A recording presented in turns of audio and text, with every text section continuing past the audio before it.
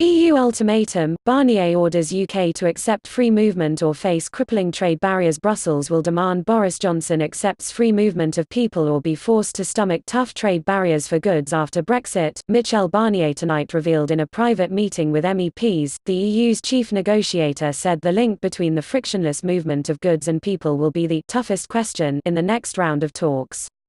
He claimed Mr. Johnson's timetable for a free trade agreement by December 2020 is too short and will not be met. 11 months is too short a period of time, Mr. Barnier said. According to a note seen by express.co.uk, we will have to focus on specific subjects. New pacts on goods, data, fisheries, aviation and judicial will be the basis for early negotiations, the Brussels bureaucrat added. But he described the timetable as a very difficult scenario, which could result in Britain leaving on the transition period on WTO after December 2020. Mr. Barnier hinted that a Labour, Liberal Democrat and Scottish National Party coalition would result in new negotiations on a much closer future relationship with Britain. He conceded that this option would not take no-deal Brexit off the table until the House of Commons ratifies the new agreement.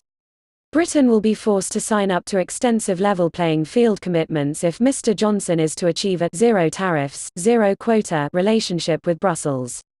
Mr. Barnier told MEPs he will demand the measures because he is very worried that without taking precautions Westminster will be able to manipulate standards to make the country more competitive. He said the future trade deal could not replicate similar EU agreements with Japan and South Korea because of Britain's geographical proximity. During the negotiations, Britain will remain aligned to Brussels as part of the transition period. Under the withdrawal agreement, the UK and EU can agree to a one-off extension of 1 or 2 years. Mr. Barnier said that decision would have to be made by next June, after extra negotiations on how much Britain will contribute to the bloc's annual budget.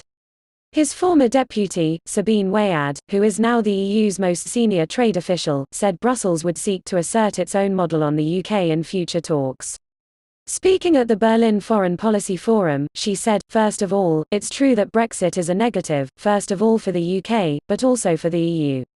I think the response has to be if you lose weight, you have to build muscle and that means that the EU has to pull together its various instruments and act as a more joined-up actor by putting together its industrial policy, its finances, its trade policy and its research policy in order to assert its own model of economic development, own brand of social market economy in a global context where this is increasingly contested. Brexit reinforces the need for the EU to strengthen itself." Responding to Mr. Barnier's comments, Caroline Vaudin, leader of the Liberal Democrat MEPs, said, "Barnier's comments show the best deal is the one we have now as full members of the EU.